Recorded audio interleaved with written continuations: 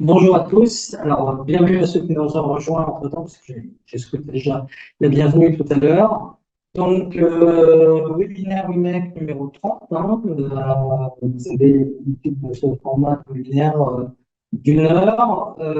Celui-ci est un petit peu particulier dans la mesure où tous les ans, on a ce webinaire où on présente les appels à projets. Donc, c'était les appels à projets 2024. Vous allez voir, il n'y a pas de grands changements par rapport à 2023. On va vous représenter tout ça, comment ça se passe, quels sont les différents appels à projets qui sont lancés. On va vous présenter aussi des éléments de calendrier, quelques éléments d'explication sur la manière de présenter vos appels à projets, mais surtout le message. N'hésitez pas à prendre contact rapidement si vous avez des intentions de projet avec l'équipe de WIMEC, hein, qui puisse pouvoir avec vous échanger et vous aider à rédiger et préparer le projet au mieux pour qu'on puisse vous accompagner après dans la réalisation de ce projet-là. Quoi vous dire d'autre? On va faire ça à trois voix ce soir avec Gwenaël et Thibaut qui sont avec moi. Donc, une grande partie de l'équipe de WIMEC et les personnes qui sont là avec vous pour travailler sur ce sujet. Je vais laisser la parole à Gwenaël. Bonsoir à tous, donc je suis Gwenaëlle Le Goff, chargée du développement de la recherche de l'UNEC. Je suis accompagnée ce soir Alors, Thibaut Pasquier, donc chef de projet innovation au sein de WIMEC également. et je vais donc démarrer en vous présentant nos différents dispositifs d'appel à projet de cette année 2024. Alors, les AAP l'UNEC, on a trois dispositifs d'appel à projet. Les appels à projet recherche qui se déclinent en appel à projet classique, on va appeler régional, parce que ce sont des financements régionaux qui nous permettent de les lancer. Les appels à projet de recherche internationale et un nouveau dispositif, les appels à projets de recherche couplés. On a aussi, on s'en parlera, j'ai plus la main, merci, les appels à projets petit équipement et soutien au montage de projets. Ça marche, excusez-moi, on a des questions. Non, ah, d'accord. Ok. Voilà, ça y est. Aide au montage de projet. Alors, on va s'appesantir un petit peu sur l'appel à projet recherche, qui est celui qui a une date de clôture, qui est le plus gros des dossiers qui sont à monter. Donc, on va en parler plus en détail. Alors, pour qui sont ces appels à projet? Ce WIMEC fédère la communauté des EMR, donc bien entendu, les appels à projets sont à destination des équipes qui travaillent sur les énergies marines renouvelables. Ce sont des projets qui correspondent à la feuille de route de WIMEC. Et les petites particularités entre les différents appels à projets, c'est que les appels à projets recherche sont à destination de l'ensemble des laboratoires nigériens, tandis que les appels à projets petit équipement, financés par Nantes Métropole, sont à destination uniquement des laboratoires de Nantes Métropole. Nous avons aussi un dispositif d'aide au montage de projets sur lequel je reviendrai, qui sont à destination de l'ensemble des laboratoires ligériens. Quels sont les montants mis en œuvre? Alors, ils sont indicatifs. L'ordre de grandeur pour les appels à projet recherche, c'est un maximum d'environ 50 000 € par projet. Pour le petit équipement, on tourne autour de maximum 20 000 € par projet. Et les projets, le soutien pour l'aide au montage de projet, ça c'est sur devis. C'est une prestation d'un cabinet de conseil. Donc, le devis est présenté. On vous en reparlera tout à l'heure. L'appel à projet recherche, il est ouvert jusqu'au 12 avril 2024, donc il faut noter cette date dans vos tablettes, elle est importante. Tandis que les appels à projets petit équipement et aide au montage de projet, c'est toute l'année en fonction des besoins. Où trouverez-vous les informations? Sur notre site ou en nous contactant directement. N'hésitez jamais, on remettra nos coordonnées à la fin du webinaire. Alors, conditions spécifiques. Pour l'appel à projet de recherche, il faut un consortium d'au moins 2 laboratoires nigériens. C'est un choix de MEC, on favorise. Pardon, il y a un problème de son. Il y a pas de problème de son, donc c'est juste le réseau. Demande on va changer le micro pour voir. C'est bon? Alors, est-ce que, On va prendre celui-là. est-ce que ce micro-là fonctionne mieux? Pour ça, il nous faudrait des réponses dans le chat. Beaucoup mieux? Je vois que Monsieur Faguet, oui, beaucoup mieux. Eh bien, écoutez, on acte celui-ci. Merci pour votre retour. Désolé pour cette interruption. Alors, je reviens sur les conditions spécifiques des appels à projets de recherche. Donc, il faut un consortium d'au moins 2 laboratoires nigériens. Un cofinancement, c'est-à-dire que WIMEC ne va pas financer l'ensemble du projet. Le soutien d'au moins une entreprise.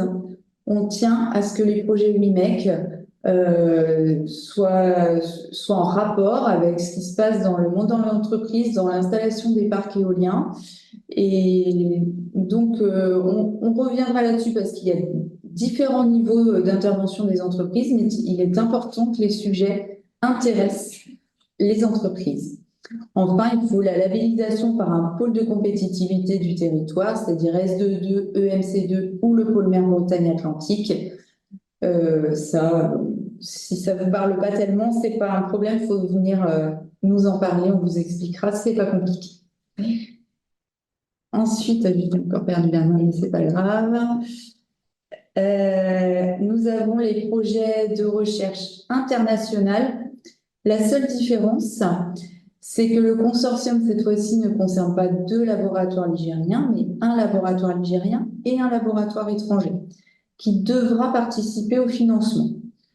Il y participe soit en argent sonnant et trébuchant, soit en faisant bénéficier le projet de moyens humains, de moyens techniques, par exemple. Il faut noter que nous avons des lignes budgétaires pour financer les appels à projets recherche, entre guillemets, région, et des lignes budgétaires pour financer les appels à projets de recherche internationale, toujours financés par la région de Pays de la Loire, mais c'est une ligne spécifique.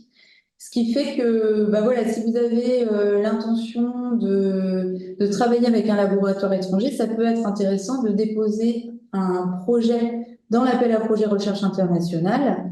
Vous ne serez pas en concurrence avec les équipes qui présentent des projets dans l'appel à projet recherche.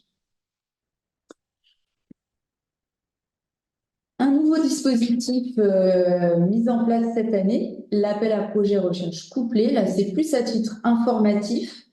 Si vous souhaitez déposer un projet chez un de nos partenaires, par exemple France Énergie Marine ou le JXEMIN, ce partenaire peut, avec votre autorisation, nous soumettre le dossier pour que nous participions au financement. Ça permet de ventiler un petit peu les divers financements et de financer davantage de projets. Mais vous seriez contacté en amont puisque il faut votre autorisation pour que WIMEC intervienne dans le montage financier de votre projet. Et bien entendu, il faut que votre projet s'insère convenablement dans la feuille de route de WIMEC pour que nous acceptions de vous financer dans ce cas-là. Alors, je vais passer la parole à Thibaut pour la suite. Alors, Gwenaëlle vous a expliqué qu'on avait un certain nombre de dispositifs. Donc, les premiers volets qui étaient couverts dans les dispositifs d'appel à projet de recherche, qui vous a bien présenté le cadre général, appel à projet recherche régional, appel à projet recherche international, également les projets couplés. Maintenant, je vais vous présenter brièvement les autres dispositifs WIMEC. Donc, on a un appel à projet de petits équipements qui, lui, est réservé, donc ça vous a été mentionné au préalable, réservé au laboratoire de la métropole de Nantes Métropole. car c'est Nantes Métropole qui finance cet appel à projet. Donc, effectivement, il faut un rattachement à un laboratoire qui dépend de la métropole pour pouvoir candidater. Une fois cette formalité, j'ai envie de dire, évacuée, vous pouvez proposer un projet qui, là, est de plus petite envergure. Donc, l'objectif est vraiment un achat d'équipement, un besoin ponctuel. On est sur un dispositif de proximité, de souplesse, qui permet d'être rapide et de pallier à un besoin d'équipement, s'insérant bien évidemment dans les feuilles de route WIMEC et les thématiques de recherche couvertes par la feuille de route WIMEC. Donc ça, c'est le premier autre appel à projet dont nous disposons, donc l'appel à projet petits équipements, qui donc là est au fil de l'eau, et il est ouvert, et on attend vos candidatures également pour ce dispositif. N'hésitez pas à venir nous voir pour qu'on construise ça ensemble. Et le deuxième autre dispositif que nous souhaitions vous présenter, qui fait partie de l'arsenal des outils d'intervention de WIMEC, est ce qu'on appelle l'appel à projet pour l'aide au montage de projets, qui est donc, j'allais dire collaboratif, mais qu'on a qualifié pour des projets européens ou des projets d'envergure, dans lequel vous jugeriez pertinent d'avoir un soutien d'un cabinet conseil. En l'occurrence, nous avons un contrat avec le cabinet conseil Erdin, qui donc peut intervenir sur les candidats de ce dispositif pour les accompagner dans la rédaction de projet. Et donc là, il y a aussi sur devis, il y a une proposition qui est faite en fonction des besoins qui nous sont exposés pour de l'aide à la rédaction, de certaines parties techniques, politiques, pourquoi pas également sur de la relecture critique ou également peut-être des constitutions stratégiques budgétaires. Là, c'est à façon. Il y a une typologie d'intervention qui est proposée et vous pouvez bénéficier de l'accompagnement donc du cabinet Ardine. Donc voilà les deux autres dispositifs connexes dont WIMEC dispose. Aujourd'hui, on va vous faire le focus quand même sur le gros de notre arsenal, qui est quand même l'appel à projet recherche. Et donc là, je propose à Gwenaëlle de revenir sur... Ah, attendez, excusez-moi, il y a... C'est la soirée des problèmes C'est techniques. bon, Voilà. on y arrive. Donc, juste Voilà la un petit résumé, une petite diapositive synthétique de l'ensemble de nos appels à projets avec rappel des montants indicatifs. On insiste bien là-dessus. D'autant plus qu'on a une enveloppe budgétaire qui devra être partagée entre l'ensemble des projets lauréats. Et avec les dates de dépôt. Donc, je rappelle le 12 avril 2024. Qui est aussi la date de dépôt des dossiers de demande de bourse de thèse à la région Pays de la Loire. On y reviendra, c'est l'occasion de présenter des projets globaux. Cette date n'est pas choisie au hasard.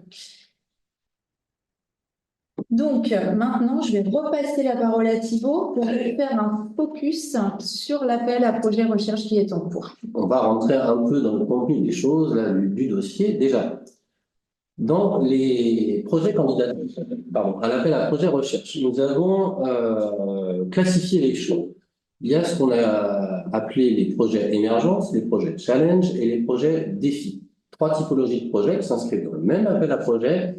Et vous constatez que cette classification fait appel à une notion de TRL, donc le Technological Readiness Level. Je pense que je ne ferai pas l'affront à notre auditoire de vous expliquer ce que c'est. C'est concrètement le niveau de développement technologique et sa proximité avec le marché ou pas. Plus nous sommes en amont, plus quand nous sommes sur des projets qu'on qualifiera de recherche amont, ils seront dans la typologie de projet émergence. Plus on avance dans l'échelle TRL, plus il sera dans la catégorie challenge, pour à la fin aboutir à la catégorie défi. Et vous constatez qu'au-delà des contraintes de TRL, il y a des engagements d'entreprise qui varient. Plus on avance dans la classification de projet, plus l'engagement de l'entreprise demandé est important. Vous constaterez que dans le projet challenge, on demande de la valorisation de ressources d'entreprise.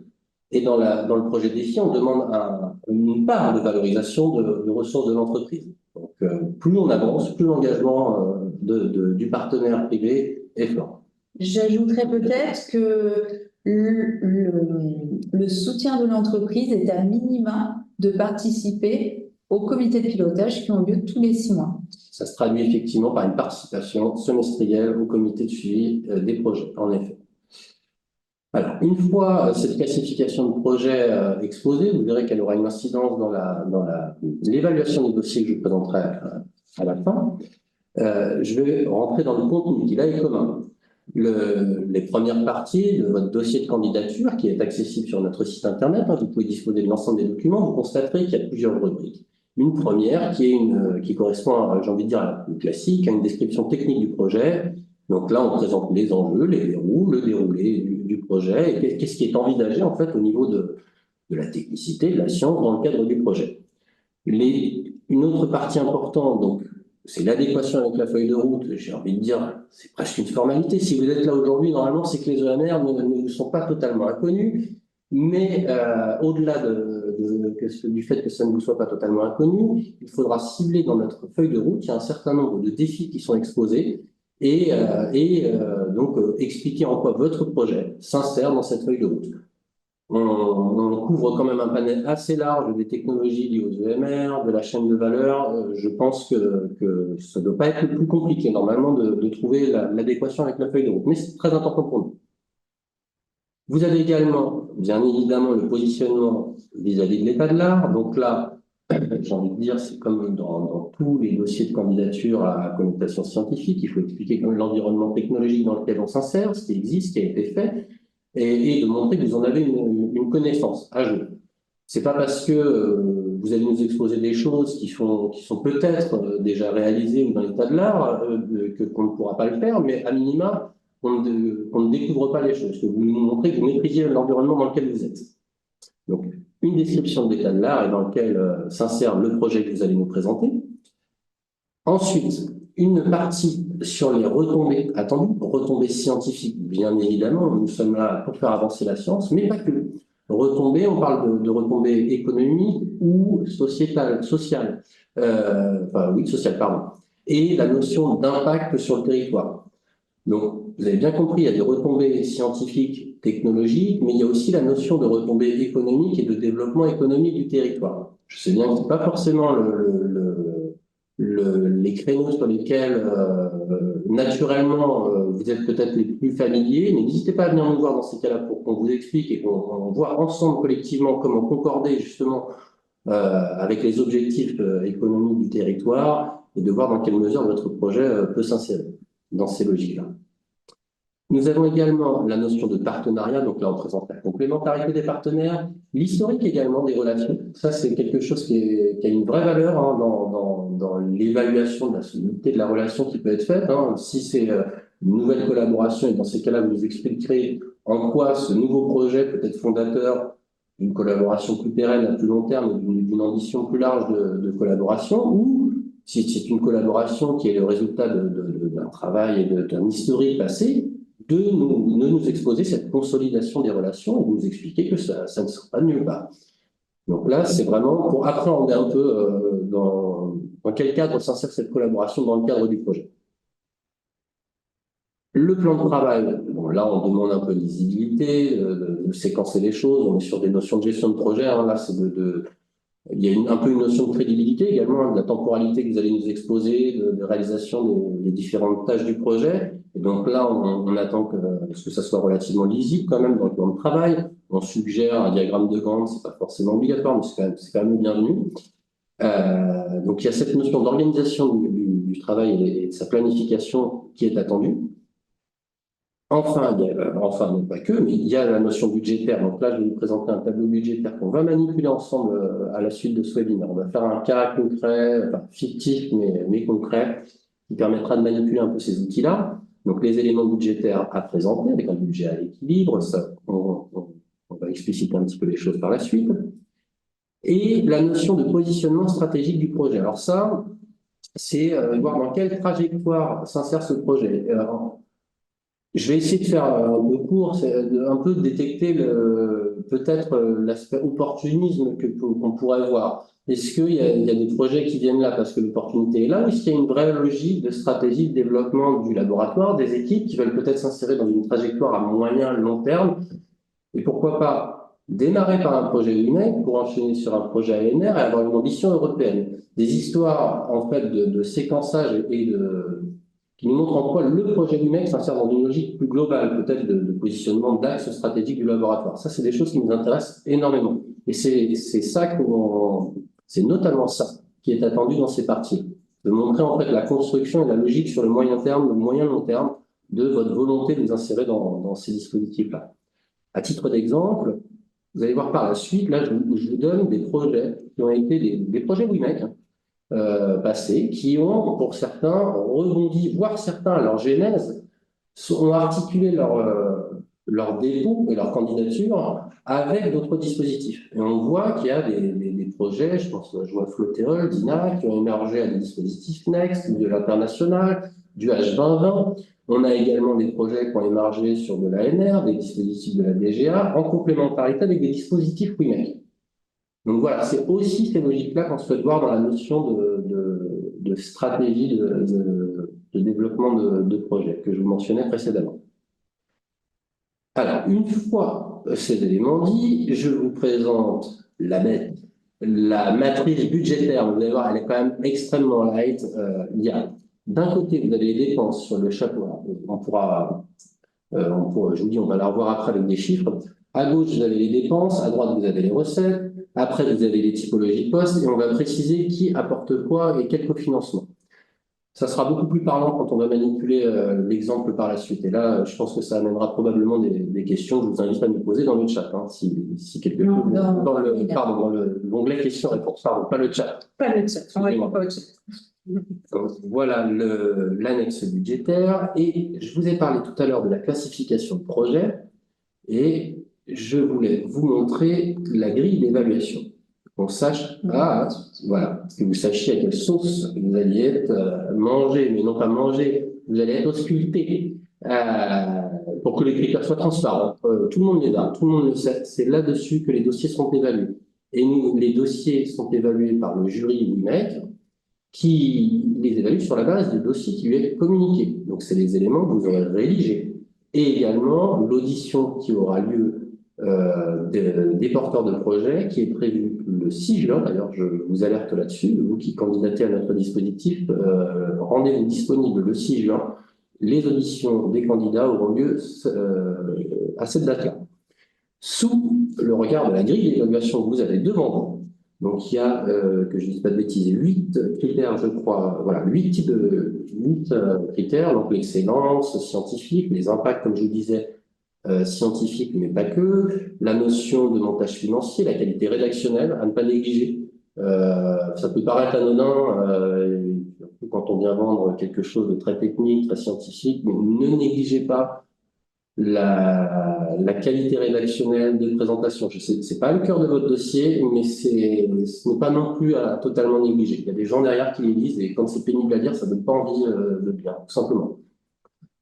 Il y a une évaluation sur les côtés organisationnels de la crédibilité en fait du planning, les notions de bénéfices économiques, d'impacts sociaux, la notion de gestion de la gouvernance également. Est-ce que vous avez une structure qui permet un bon pilotage de projet et le potentiel de valorisation. Vous remarquez qu'il y a des pondérations en fait qui sont proposées en fonction de la typologie de projet que je vous exposais au tout début. Les projets émergents, TRL amont, les projets challenge, TRL intermédiaire, et les projets défis à TRL avancé entre 7 et 9, je crois. Et vous remarquerez que la pondération des notations est différente en fonction de cette typologie. Grosso modo, plus on est sur des TRL amont, plus la science, plus l'aspect scientifique, l'excellence scientifique a de l'importance, plus on est dans des TRL avancés, et plus la notion de développement économique et de valorisation économique des projets développés a une importance dans la notation. Voilà. Et vous pouvez le voir, les pondérations passent de 1,2 à 1,4, et ce qui nous permet d'avoir une évaluation des projets au regard de leur typologie. Maintenant, le calendrier. Voilà, on va parler du calendrier, on l'a déjà largement évoqué, mais ça fixe un peu les choses. Donc, on a ouvert la AP fin décembre. Aujourd'hui, 18 janvier, c'est le jour du webinaire. Et pour parler d'un appel à projet qui se clôture, je le rappelle, le 12 avril 2024. Il y aura ensuite un temps d'instruction des dossiers. Le jury va les lire, va les évaluer et va se réunir le 6 juin, comme vient de vous le dire Thibaut, va se réunir le 6 juin, date à laquelle il auditionnera les porteurs de projet. Il se réunira ensuite pour déterminer les lauréats Et ceux-ci seront annoncés au cours de l'événement Synergie qui aura lieu à Nantes du 26 au 28 juin. Et bon, voilà, il y aura un petit événement à cette occasion au cours duquel les porteurs de projets lauréats pourront exposer rapidement leur projet. Ensuite, ça laisse le temps pendant l'été, voire pendant le mois de septembre, de faire labelliser le projet par les pôles et puis de préparer le conventionnement et ainsi de démarrer le projet, par exemple, au mois de septembre. Il peut démarrer en septembre, octobre, novembre. Il dure 1 à 3 ans et la convention peut avoir un effet rétroactif. Donc, la date de conventionnement, de labellisation, ça, faut le faire, faut pas l'oublier, c'est une étape importante, mais ce sont pas des dates très figées. Hein. Le conventionnement peut avoir un effet rétroactif, c'est pas un problème. On va passer au cas concret. Mais allons-y, donc on a parlé du calendrier, des conditions, je vois qu'il y a quelques questions qui commencent à arriver sur les éléments budgétaires, ça ne m'étonne pas, on va les aborder. Alors, allons-y sur notre petit cas fictif, fictif, mais peut-être pas tant que ça, je ne sais pas. Nous avons eu un projet qui ambitionne de développer un proto. Alors, je sais pas, il y a des protos un peu fous. Là, on a mis des images d'une hydrolienne, d'une éolienne. Donc, il y a un besoin de développement de prototype qui devra faire l'objet d'essais dans un bassin. On ne sait pas lequel. Vous ne voyez pas où je regarde. Je suis à l'école centrale. Il y a un bassin d'essai chez nous. Peut-être que ça sera là-bas. Je ne sais pas. Dans ce projet fictif, donc on va développer quelque chose, une éolienne ou une hydrolienne, peut-être, je ne sais pas. Il y a des essais, mais il y a aussi une thèse. On va également former, les porteurs de projet ont pour ambition de former un chercheur aussi dans le cadre du projet. Il y aura 2 laboratoires qui seront partenaires. Vous allez voir, il y a plusieurs compétences qui vont être mêlées. Il y a certainement des trucs numériques, il y a des choses liées aux matériaux. Donc, au moins 2 laboratoires. En l'occurrence, aujourd'hui, il y en aura 2. Une entreprise qui est partenaire, qui en plus est très impliquée dans le projet, elle a la volonté de mettre à disposition des choses. Il y aura des missions entre les équipes, entre elles, qui vont être mises dans le projet qui nous sera exposé, et il y a une ambition d'élargir toutes ces équipes, cette équipe projet à cibler un appel à projet ADEME qui, logiquement, la temporalité ferait que si jamais le projet auquel il candidate dans le cadre de WIMEC est accepté, au bout d'1 an, il y aurait des complémentarités avec un dispositif ADEME dans lequel il compte élargir. Donc, voilà le point de départ. Les gens, donc, bien évidemment, tout ce monde est venu nous voir très très tôt avant. On a construit tout ça ensemble. Mais on arrive à ça.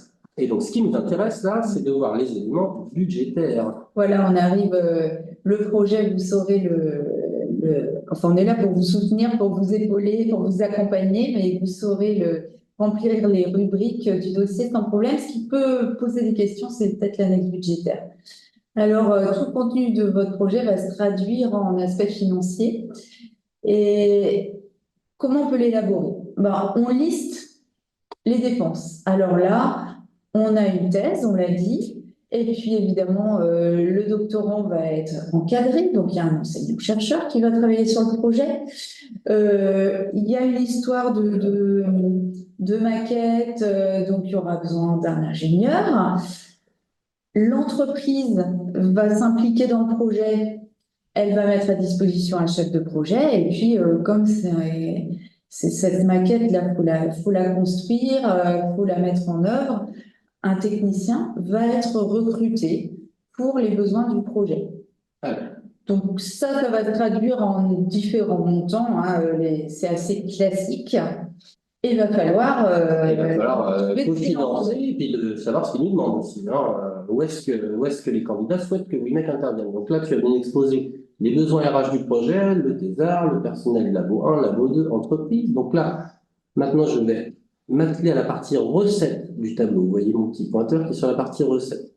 Là, dans le cadre de notre projet, on peut voir que le personnel contractuel technicien, il y a 5 000 euros. Alors, je suis un peu navré, je ne vois pas Ouais, très bien, mais c'est 5 000 euros, effectivement, qui est positionné On va comme rentrer dans le demande WIMEC, parce qu'ils savaient qu'en fonds propres, ils étaient en capacité d'avoir le personnel permanent donc, du laboratoire 1 qui était en fonds propres du laboratoire, et c'est de la valorisation, comme vous avez pu le voir, de temps à hauteur de 25 000 euros coût chargé. Donc ça, c'est des fonds propres laboratoires. L'autre, la thèse qui est demandée dans le cadre de ce projet, il y a marqué cofinancement région Pays de la Loire, 55 000 euros, cofinancement numéro 2, 55 000 euros. C'est que le dossier fait l'objet également d'une demande de thèse cofinancée auprès de la région.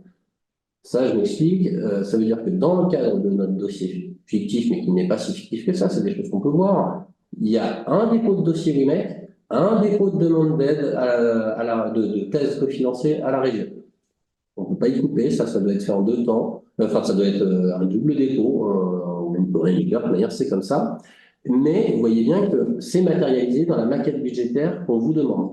Donc 55 000 euros de cofinancement régional sur la thèse, 55 000 de cofinancement. Faut trouver l'autre bout. Voilà. Ça peut être l'établissement, ça peut être un autre. Là, en l'occurrence, ce serait l'investissement. On voit que le laboratoire numéro 2 là, met du cofinancement de personnel permanent. Les 10 000, ça correspond bien à la valorisation de personnel du laboratoire numéro 2. Et on voit que l'entreprise également valorise du temps, 6 000 euros, hein, je crois, c'est un technicien, enfin peu importe, 6 000 euros de temps qui est valorisé par l'entreprise. Donc là, elle nous déclare du temps qu'elle met dans notre budget global de projet. Et ça va être le même exercice après pour les autres typologies de frais. Donc, on a d'autres postes de dépenses, donc des frais de mission, par exemple. Le doctorant va peut-être aller participer à un congrès avec du transport, des frais d'hébergement, l'inscription. Des frais aussi pour l'encadrement du doctorant. Il y aura besoin de voyages pour l'équipe encadrante. Et puis, j'en profite pour vous dire que souvent les doctorants participent à une formation dans le cadre de la formation continue sur les EMR pour lui apprendre tout ce qui concerne le monde des EMR qu'il ne connaît pas forcément. Donc là, on peut avoir la participation à une formation qui coûte 300 euros au sein de l'école centrale. Voilà. Et encore une fois, là, on peut voir que les répartitions, donc, on a exposé les dépenses, là, à Audi, donc les transports, voilà, c'est dans la catégorie de la colonne dépenses. Maintenant, il faut le faire correspondre les recettes si on veut faire équilibrer. Donc là, en l'occurrence, dans le cadre de notre projet, il y a un certain nombre de frais de transport, de frais d'hébergement, de missions qu'ils demandent dans le cadre de leur candidature à l'appel à projet recherche WIMEC. Là, on constate, vous voyez, c'est la colonne financement WIMEC, ça va être la demande qui est faite dans le. Donc là, il y a 1800 et quelques, je crois, de frais de mission. Et sinon, vous pouvez constater qu'il y a des cofinancements qui sont présentés. Donc là, c'est ou des fonds propres laboratoires, ou parfois, je crois, là, c'est en partenaire 1, c'est l'entreprise également qui prend ses frais. Il y a, je crois, un déplacement, grosso modo, ça doit correspondre à ça, un déplacement de mission. Voilà, alors WIMEC peut financer des RH, des missions, des consommables, de l'équipement. Les consommables et l'équipement, c'est les 2 catégories suivantes. Également, des prestations de la sous-traitance, mais ça ne doit pas être la majorité du projet, ça doit juste être un soutien. Donc, même principe, des dépenses et des demandes de financement.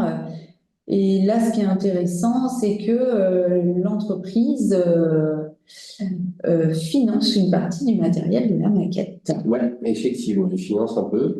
Et là, vous pouvez constater, je pense que ce qui peut être intéressant également à voir, c'est que vous voyez qu'on vous présente un projet dans lequel il y a tous les éléments qu'on a exposés en amont, un PES, un développement de proto, et j'en passe.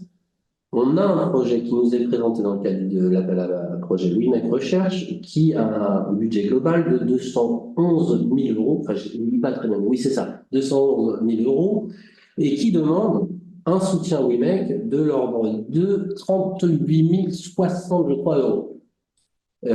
Voilà, ça permet, et je pense que ça illustre bien la notion que je vous ai présentée juste avant les grilles d'évaluation qui parlaient de la complémentarité avec les autres dispositifs. On a bien conscience que Bon, en général, un projet lui-même n'a pas une vie seule, autonome, c'est toujours en complémentarité avec d'autres dispositifs. C'est bien souvent un déclencheur d'ailleurs pour aller chercher des dispositifs de plus grande ambition.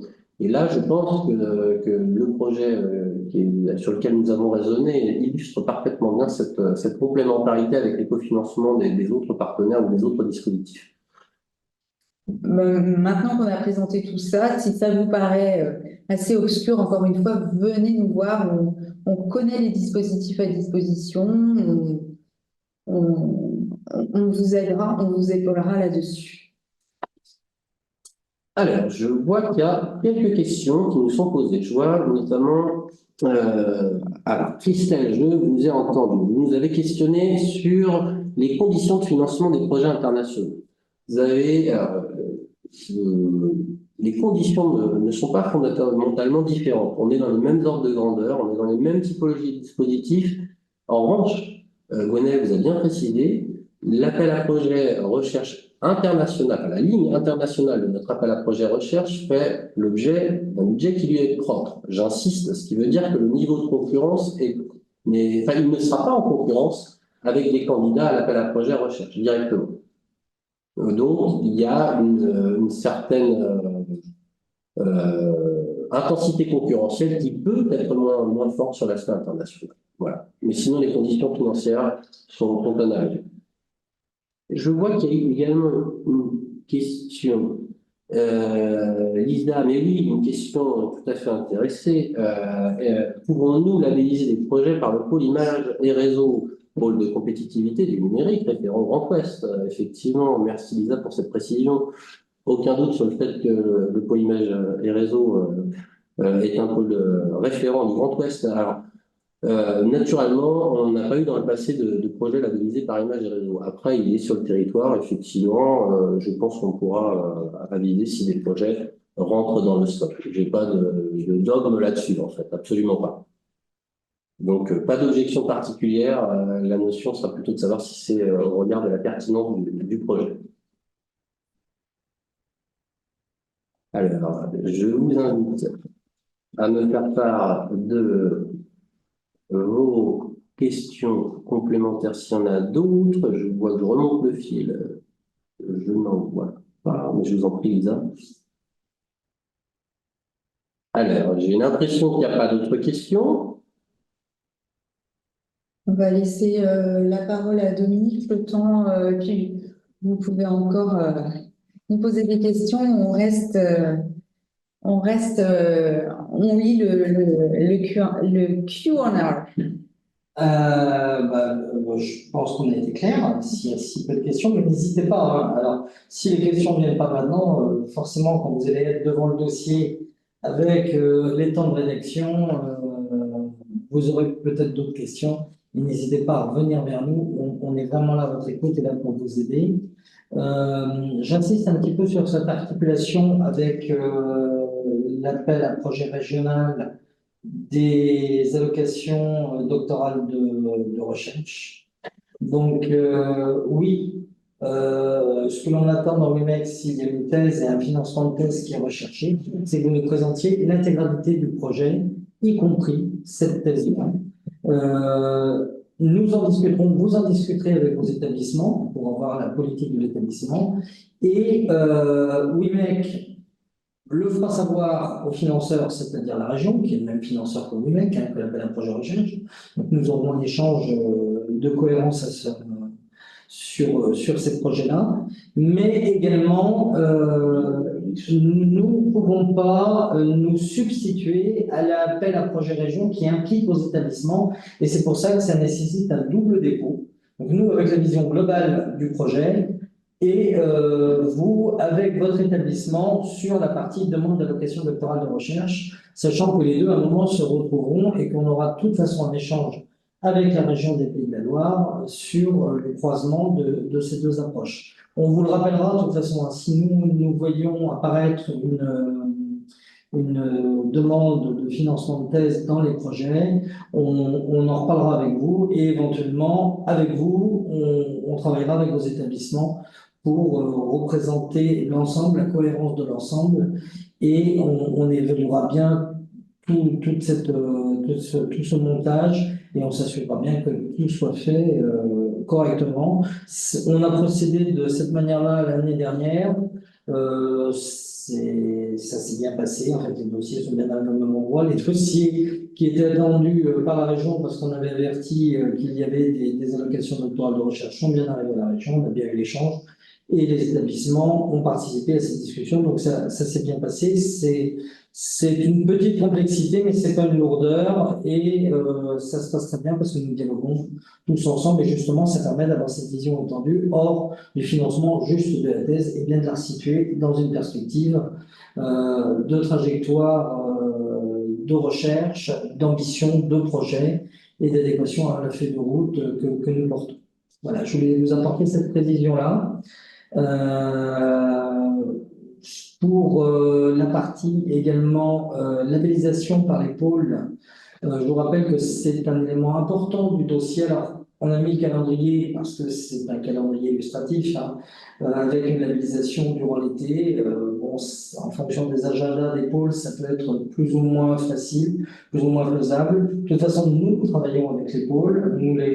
Si vous avez l'intention de vous faire labelliser par tel ou tel pôle, nous en parlerons avec les pôles et nous vous avertirons également. Vous ne serez pas lâchés dans la nature sur le sujet, bien évidemment, mais c'est un élément fondamental du conventionnement. Il ne peut y avoir de conventionnement sans labellisation par les pôles. Les pôles d'ailleurs qui sont pour en grande partie, en ce qui concerne les pôles du territoire, également membres du jury UMEC. Voilà ce que je voulais vous dire. Donc, si le projet, pour ces raisons-là, se décale un petit peu dans le temps en termes de démarrage, de toute façon, on aura l'occasion d'en parler. On vous a montré le projet idéal qui démarrait au début de l'année universitaire lors de la rentrée. Ça peut décaler un petit peu. On essaie de tout faire pour que ce soit en phase avec vos besoins et vos objectifs. Bien. Hop. Eh bien, on vous remercie pour votre attention. Vous avez nos coordonnées, n'hésitez pas à nous solliciter. Merci à toutes et à tous, bonne fin de journée, puis à très bientôt pour le webinaire numéro 31 qui aura lieu en février sur le projet Wakeful. On vous en dira plus très prochainement. Hop, voilà le projet Wakeful le 22 février à 17 h, présenté par Boris Conan du laboratoire Léa. On vous attend nombreux. Bonne soirée à tous. Au revoir. Merci à tous et très bonne soirée. Au revoir, à très bientôt. Donc pour le projet Wakeful, et puis on va affiner le calendrier des différents webinaires. On viendra vers vous. Sachez, je vous rappelle quand même qu'en juin, nous accueillons Synergie à Nantes et ce sera un moment un petit peu important où on est en train d'organiser plusieurs événements, mais on vous les rappellera. Hein. Mais on joue à domicile et on devrait pouvoir faire pas mal de choses ensemble, échanger, partager, se rencontrer, notamment à l'occasion de cet événement. On ne va pas attendre Synergie pour ça. Merci, à très bientôt, bonne soirée, au revoir.